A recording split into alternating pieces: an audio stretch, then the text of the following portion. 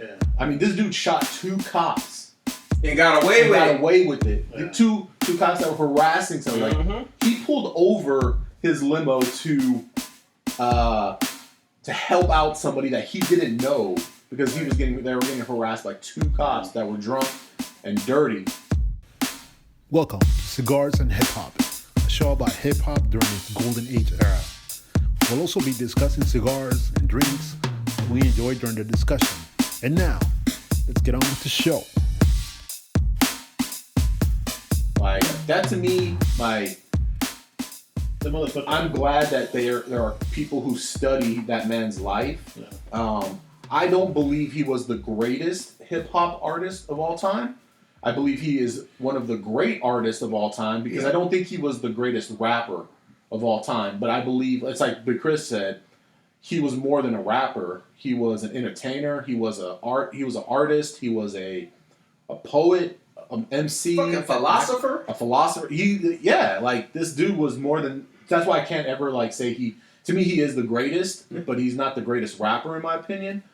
But he is the greatest artist, MC, or hip hop artist of all time, in my opinion. He left a big fucking stamp on hip hop history. Yeah, when he died, huge. Well, it's not even just a stamp. When he died, he left a hole. That many people had to try to fill that weren't even close. If you look at all the, I don't want to call them Tupac wannabes because I enjoy a lot of their music, so I won't say their names, but there were a lot of artists that came out with the bandanas on, with the shirts off, with the Versace tattoos. Like, there's a lot of people who mimicked that style.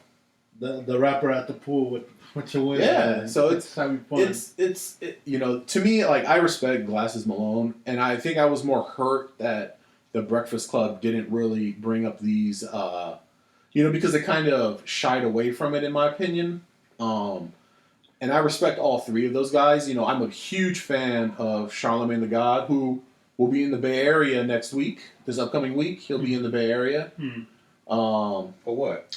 He's going to be at the Afro Tech conference up in Oakland next week. Afro World? Yeah. I'm sorry, was it this week? Afro Tech. Afro Tech? Yeah.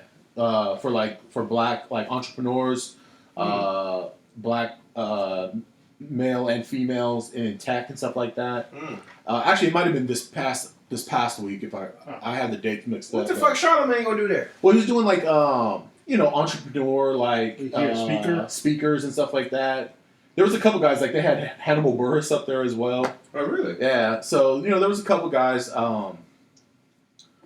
Shit, I want to hear a motherfucker like Dame Dash talk. I love listening to Dame Dash talk. If you guys have never watched Dame Dash's Breakfast Club interview, watch that. It'll change your perspective of life. That motherfucker is the most arrogant, egotistical ass person I have ever witnessed. Yeah. What are you talking about? Dame Dash. Dame Dash. All right. But when that motherfucker talks, it's like it's like hypnotism. You basically, the shit that he starts talking, it's thought provoking, and you just be like, damn, that's true. Yeah. Just the way he comes across with things. I like Dame Dash a lot. I love it. Yeah. He's an asshole. It was funny because I have a buddy that's from Brooklyn, and he was telling me, he said, a lot of Brooklyn cats and Harlem cats don't get along. Yeah. And it's funny when he said that shit, and I was, a little while later, is when Jay-Z and Dame Dash broke up and everything. And I was like, Jay-Z, a Brooklyn kid, Dame Dash, a Harlem kid, But Harlem cats are kind of, the few I know, are arrogant. They're arrogant, yeah. They got that swagger. But what I respect about them, it's an old saying where I came from, saying, can you spit your juice twice? Basically, if you say it once, you're willing to say it again. Right. Harlem cats spit their juice twice. Them motherfuckers, they talk shit and they back their shit up, and I think that's why I respect Dame Dash. Yeah, there's a lot of jewels. He has a lot of knowledge, and he's trying to pass on a lot of stuff. He's trying to, the one thing I always loved. He was like, the internet has made so many people entrepreneurs. There's no reason why nobody can't be an entrepreneur. Sure. Like, he's like, he taught his son to go hustle T-shirts. He's right. pushing T-shirts. You go grab, a bunch of T-shirts for 45, flip them for 15 each. Boom, you go you re-up, and you do it again, and then you keep doing it and you keep stacking. But it has to be in you to want to keep doing that, right? Exactly. And I respect Dame Dash for his hustle. Like I said, he may not have been I know I never worked with him, and I know that people who worked with him blackballed him because of his brashness and all that stuff. But he deserves his place in hip hop. You can't tell a story of hip hop without Dame Dash. Right. But going back to the whole conversation you were talking about, Right. Tupac, versus was it Snoop Dogg. Yeah, I mean, and I don't want to say it's like Snoop Dogg versus Tupac. Yeah. It's just more of Well, I think Big Glasses Chris. Malone opinion. Well, I think Big Chris was. I think I think you said it. I think you hit it on the nail for me, anyways. I've always thought of Tupac as being thought-provoking. Period. Right. His rhymes is what was in his mind Right. about his upbringing, his life, or what he saw every day in walking on the street in life. How more real can you get? Tupac said something. I was watching an interview, and he said something in the interview that made me think. And I can't say it word for word, but I can remember Tupac liking people to, I think he said, we're like outside of the walls, and we're not saying, hey, we're hungry, can we please have some food, can we please come in? And he was like, you can knock for so long and say that until your knock start getting hard, and you be like, we hungry, let us in. Yeah. Then he finally said to get to the point where fuck y'all, we coming in, we knocking down the door, we taking what we want. And he was likening that to us today. We've asked and asked and asked, and it's never been given to us. We've been polite and we've waited our turn. Okay, now that time's passed. Now it's time to take the shit that we want. And when he said that, I was kind of like, that's some smart shit. That's true. Yeah. And not only am I a fan of Tupac's rap, but I'm also a fan of his philosophies, a fan of just his movies. He made some good ass movies. He's got hood classics. Fucking Above the Rim. Above the Rim. Juice. Juice is classic. I mean, even Poetic Justice. I was telling the cat, it was funny, I was telling this young cat about back in the day, in school, we didn't have guns and shit. We had razors, we had chains, knives. And he was like, oh, like Tupac. And I'm like, Tupac? What the fuck is that? He said, remember in Above the Rim, he had that razor in his mouth when he cut Bernie Mac. Yeah. And I was like, damn, he sure did. He cut that motherfucker's throat. And it was just, he did shit that really happened. Yeah.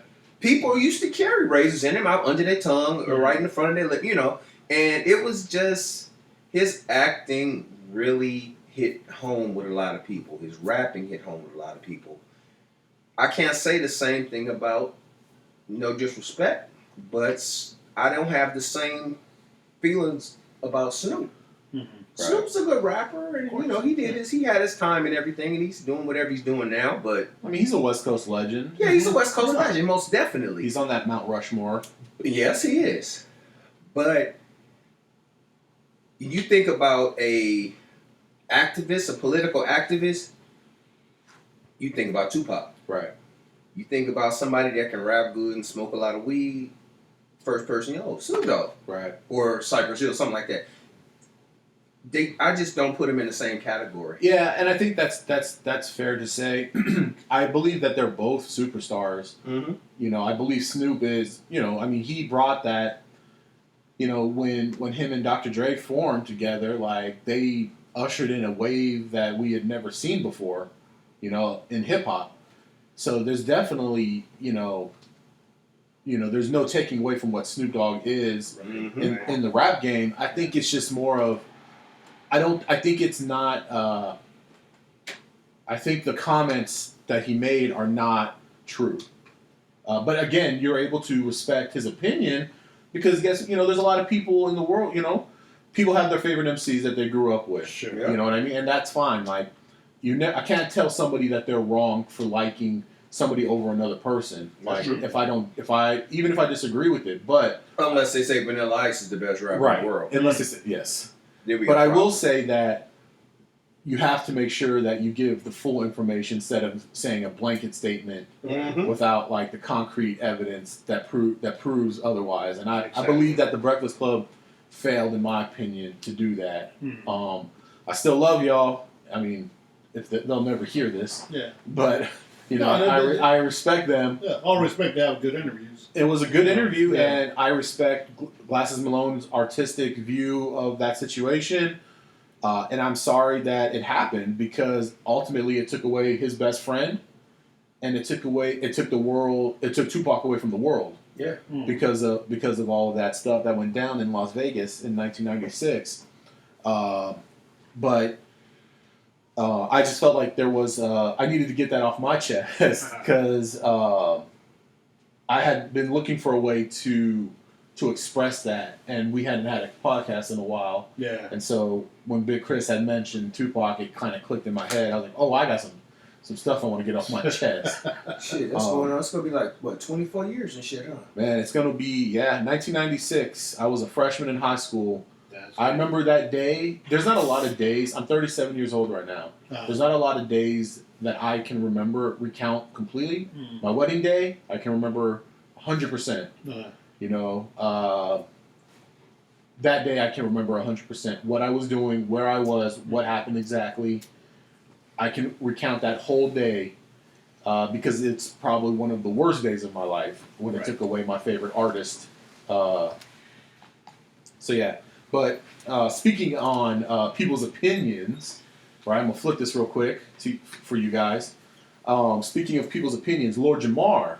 If you guys, I don't know if people are familiar with Lord Jamar, but he is one of the MCs from Brand Nubian, one of I'd say hip hop classic legends of Lord Jamal, Sadat X, Yep. Yeah. Brand Nubians, one of the staples of the I'd say early mid '90s hip hop scene. Yeah. Golden Age era. Yeah, Golden Age era. Phenomenal MC. He made a statement. Well, he's been having this beef with Eminem for a couple years now. He's not a big fan of Eminem. He's not a big fan of white people in the culture in general. He views them as more of a guest of hip hop and not in fact, a member of hip hop, I guess is how I would phrase it. So I want to bring up to you guys, do you guys think Eminem is a guest of hip-hop?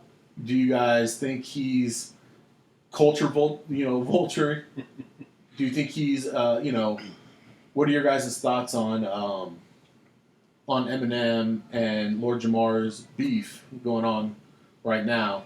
Because there's a lot of stuff being said, and I don't really care about the back and forth they're having, but what I do care about is the truths that are being spoken and not spoken about it. I think, in my opinion, at first, I thought Eminem was just going to be sort of a fad. Right. I heard a lot of... at that time, I wasn't really into the game. But I think the more I learned about his style, the more I learned about where he came from, how he made his name. To me, in my opinion, in his own right, he's a great rapper. He's not a guest. Yeah. He's not a guest. And in essence, in my opinion, hip hop is not. Hip hop embraces anyone who comes in. That's what I learned from hip hop. Because I'm Latino, right? And as Latinos, we got our Latino rappers, right? All this time I thought you was black, man. Shit. This whole time I thought Latino rappers had to make their name in the game, but in the early stages of hip hop, Latinos were present. Yeah. Because in New York, we had a lot of mixed blacks. Dominican Republic, Puerto Rico, Cuba, even Honduras or Nicaragua back in New York. I mean, these guys were in it, and they just all people saw was that they were black. Yeah. But they didn't know that they were Puerto Rican or something. Yeah.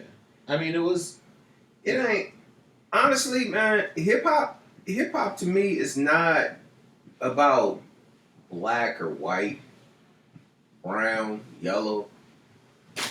Hip hop to me is more about where you came from. And much respect to the brand Nubians. I mean, Lord Jamal. I love him to death. Love him to death. I was raised on that. But certain opinions of people can be a little too militant for my liking. Mm-hmm. And Eminem is a great artist. Eminem has a imagination out of this world. Some of the shit that he says, just it's crazy. It's thought provoking. It's just makes you laugh, makes you angry. Just he's a true artist to me. Right.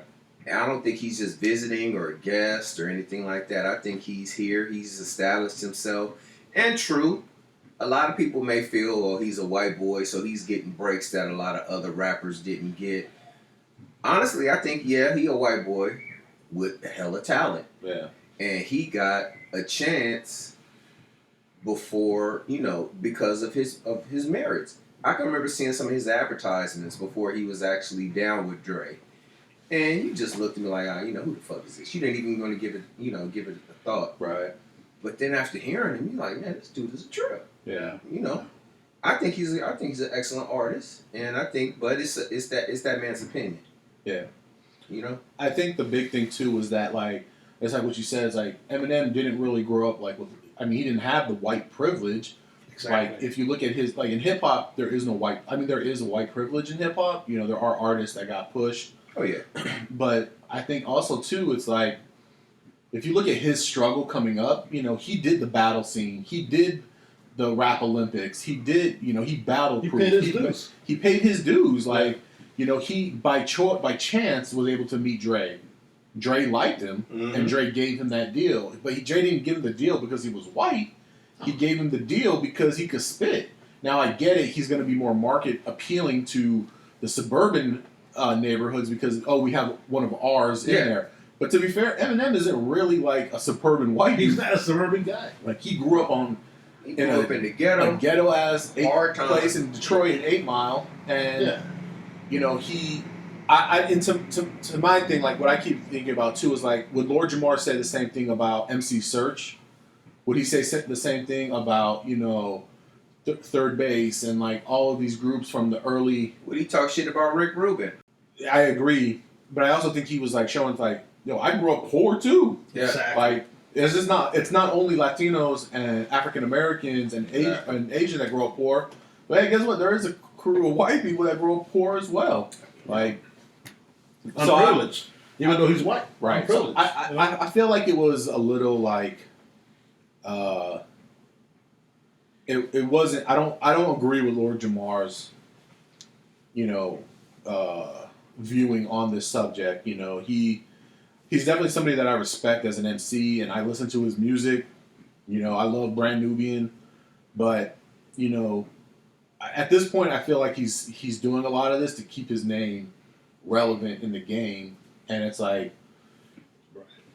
people will always remember you because of who you are and who you were. You don't need to do that kind of stuff, in my opinion, when you're the person that you are. Yeah, it's almost like he's afraid that people will forget him. Exactly. In my opinion, yeah. Maybe I'm completely off on that basis, but I feel like saying this kind of stuff keeps you relevant.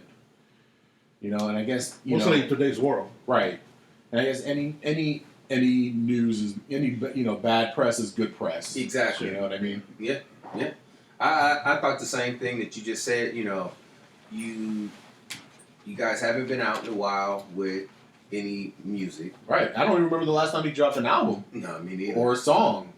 So I'm gonna say you're not relevant, but just you did some stuff in the past that was great. You haven't done anything really recent. You have another guy who happens to be white that's making some moves. Shit.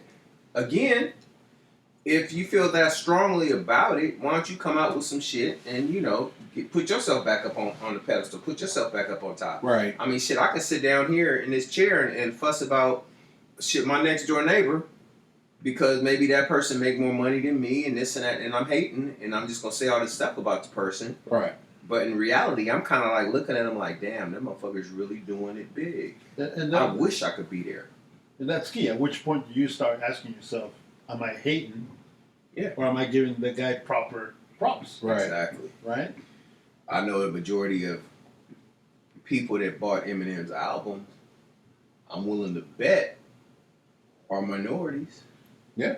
Yeah. Well, he had made a statement too, saying that like black people don't listen to Eminem. They don't play his music in the club. They don't play his music in the car. But I mean, to be fair, like Eminem doesn't make that kind of music. Like, Yeah, ain't shit you ride down the street bumping. this isn't 1991 where everything was a club hit. Like, Exactly. you know what I mean? Even the hardest raps, like Public Enemy was had club music just because that was the time of that was the ages, you know what I mean? Yeah. But it's like, nobody's making, he doesn't make music like that. He makes music for you to listen to, and then to discuss, in my opinion. Yeah. But like, KRS-One, who I hold very high, he's one of my favorite MCs of all time. He's never spoken out about Eminem. He's welcomed Eminem into the hip hop culture. Like, so what is the, I don't know if the beef is that like, you're just watching somebody else still gain fame while you're not, like, I don't think today's kids, like if you ask somebody who's 20 right now who Lord Jamar is, they probably don't know who he is. Right. If you ask somebody who's 40 who Lord Jamar is, they'll tell you who Lord yeah, Jamar is. If they're a hip hop fan. Exactly. If they know hip hop. But I guarantee, like, the 20-year-olds, they know who Eminem is because that's who was the top person when they were growing up. Like, It's just unfortunately, like, it doesn't take away, like I said earlier, it doesn't take away from who you were as an artist or where your stature is in hip hop. It's what I always think about. It's like hip hop history can't be written without you. Mm-hmm. And I'm talking about Brand Nubian. Sure. It can't be written without them. And they should enjoy, just enjoy, what's going on right now. Like, you don't have to agree with it, but you don't have to like go out of your way to just make all this negative energy around it. Like, yeah. I watched the interview a couple of days ago it wasn't really an interview. It was one of those little candid things. What's that TV show, TMZ or whatever? Yeah. Honestly, I'm not a fan of the show, but I just happened to stop because I saw Curtis Blow on These on there. the breaks. And I think I want to say he was like in Los Angeles or he was somewhere at the airport, and they asked him about Kanye West. Right. Now we all know Kanye West, very smart man, but a little crazy. Yeah. We'll be covering pretty soon. Yeah, he got some issues. But Curtis Blow, old school, 70s, 80s rapper? Yeah. Mm-hmm. And he could be someone, you may ask a 40-year-old now, who's Curtis Blow? They may not know. Right. But they asked him, what do you think about Kanye West? And like Lord Jamar, he could have said some shit about, this dude is crazy, he's this and that. He said really positive things. He said, oh man, the guy's a genius. He's this, he's that, he's that. Yeah. He was talking about Kanye and this new religious thing he's doing with, Yeah, whatever. And he was like, hey, I'm going to be optimistic about it. Maybe he'll bring more people to church. Maybe he'll do this. Maybe, Right. Okay, cool. I have a different opinion, but Curtis Blow could have said, oh, this motherfucker's crazy. Right. He's this, he's that. He's putting a bad name on hip hop. And he chose not to. He took the high road. Right. And I think Lord Jamar could do the same thing because honestly, we got so many issues right now. We got so many fucking issues. That's the last thing I think about when I look at Eminem. Oh, he a white boy rapping. Right. I think of him as a skilled MC. I think, yeah, agreed. 100% agree. And I'd love to see him, because I think the thing about Eminem, too, is like he transcends generations in a way. Like, I felt like if Eminem came out when KRS-One came out, like, he would last. If he came out when Tribe came out, he would last. You know what I mean? Like, Yeah. his skill set, it's kind of like how you look at, like, NBA players, right? Like, certain newer, younger generation NBA players, you look at how they play, and you're like, oh, this dude could play in the 80s. This dude could have balled in the 90s. This dude could have balled in the 60s. You know what I mean? Like, yeah. You look at, like, unfortunately, I don't like the Lakers, but, like, you look at LeBron. Damn, that's messed up. But you look at LeBron James, right, and you say, oh, this dude could play in any generation and be good. Yeah. That's You know what I mean? What they call what is it? Stand the something of time. Oh, he can stand the test of time. Exactly. Yeah. Exactly. You know, I mean, I definitely believe that's Eminem, in my opinion. His rap skills are that good. You know. So would you say Eminem is the Jordan of rap? No. I don't think he's the Jordan of rap. Kobe? I think Eminem is. Hold on. Let me get back. I think Eminem is the Larry Bird of thank you, the Larry NBA, Bird. Yeah, Larry Bird. Okay. Yeah, of Larry the Bird. hip hop game. Yeah. And that's not to be funny for a white Larry white Bird guy. was a badass That's white a boy. bad white boy. You go to anybody in the 70s, 80s, and you see Larry Bird, like Larry Bird will take your ass to the whole before Larry Bird hurt his back, and he was go ask Dominique Wilkins how good Larry Bird is. Go ask the Detroit Go ask Pistons. Magic Johnson. Go ask Magic Johnson, who's a top 3 NBA player of all time. Playing basketball. Yeah, you know. Here's the deal about Eminem. You know, whereas Lord Jamar, again, all due respect, in hip hop history, Eminem is willing to step up on the plate still, right? And go at a beef on rap, right? What was that last beef he had? With Machine Gun Kelly. Machine Gun Kelly. So most people will see that as, hey, Eminem's trying to like make himself relevant again. But I don't know. In my opinion, looking at it now, with maybe from a 30-foot distance, I'm thinking maybe Eminem, inspires other rappers to step to the plate. Can they really rap, right? And so by him coming in and making his own, answering beefs and all that, maybe he's inspiring others to step up to the plate. Yeah. Because maybe they're being told, hey, you don't know how to rap. But maybe they do. And they do step up to the plate. I don't know. Challenge. I just think it's there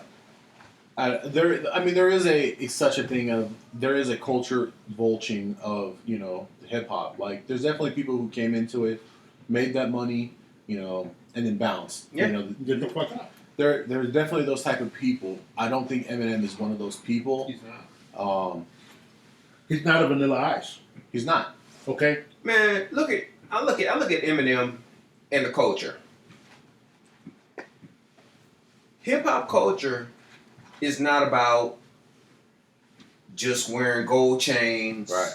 having a $200 pair of tennis shoes, your True Religion jeans and your hoodie and your pro-fitted hat. That's not all hip hop is about. Now, true, that is some of the aspects of hip hop. Sure. But the main thing, you getting respect from me if you're a good lyricist, Right. if you're a good storyteller. And Eminem is that. Mm-hmm. Eminem he says some things and you'll be like, God damn, that's crazy as fuck. Mm-hmm. One of his raps, he kills Dr. Dre. Right. He kills his producer. Sure.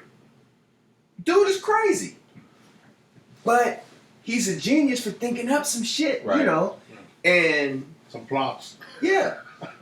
I mean, the best type of artists are the ones that can, in one verse, bring you into their vision.